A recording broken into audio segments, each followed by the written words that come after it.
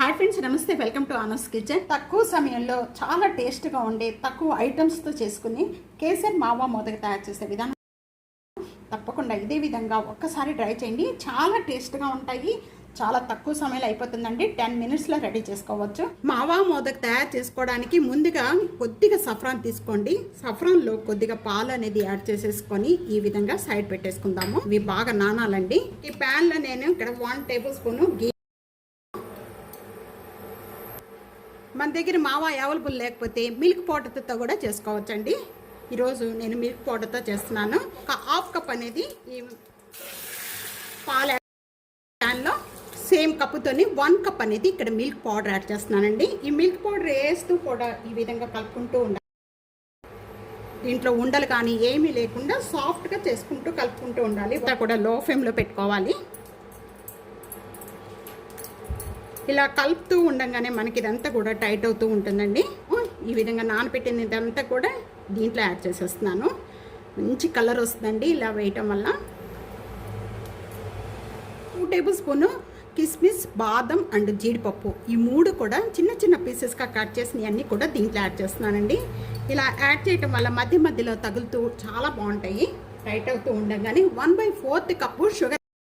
దీనిలో 1/4 కప్ అంటే 4 table spoon వేసుకోండి. రెగ్యులర్గా యూజ్ చేసే స్పూన్తో 4 టేబుల్ స్పూన్ 1 యాడ్ చేసేసుకోండి.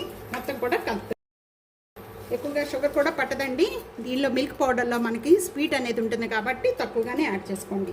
తక్కువ ఐటమ్స్తో చాలా టేస్ట్గా ఉండే గణపతి స్వామికి ఈ విధంగా ప్రసాదం పెట్టండి. చాలా టేస్ట్గా ఉంటుంది. చాలా తక్కువ సమయంలో చేసేసుకోవచ్చు మనం. ఇదంతా కూడా చక్కగా టైట్ అయిపోయి దగ్గరకు వచ్చేసింది పిండి అంతా కూడా. మనం స్టవ్ బంద్ చేసేసుకోవచ్చు. స్టవ్ బంద్ చేసేసుకొని ఇదంతా కూడా మనం ఒక ప్లేట్లోకి యాడ్ చేసేస్తున్నాను. బాగా చల్లారాలండి. ప్లేట్లోకి యాడ్ చేసేసుకుంటే తొందరగా చల్లారిపోతుంది. ఉండలాగా రావాలి మనకి. అప్పుడు మనకి చక్కగా మోదక అనేది చక్కగా ఈ విధంగా ఉండాలన్నమాట. ఇది పర్ఫెక్ట్ అనమాట.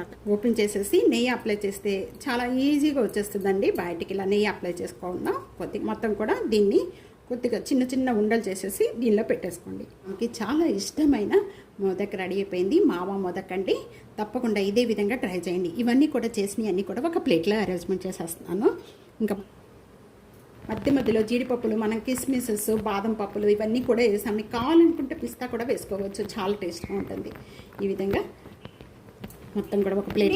తక్కువ ఐటమ్స్తో చాలా టేస్ట్గా ఉండే కేసర్ మావా మోదక్ ఈ విధంగా ట్రై చేసి మీకు ఎలా ఉందనేది తప్పకుండా నా కామెంట్స్లో తెలియజేయండి. గణపతి స్వామికి ఇష్టమైన ప్రసాదం మోదక్ అండి. ఈ విధంగా వెరైటీగా తయారు చేసి రోజుకు ఒక మోదక్ తయారు చేసి ఈ విధంగా గణపతి స్వామికి సమర్పించండి. ఇచ్చండి. వీడియో నచ్చితే కనుక ఫ్యామిలీకి, ఫ్రెండ్స్కి video share and like, comment, subscribe చేసుకోవడం అస్సలు మర్చిపోవద్దు. Thank you for watching.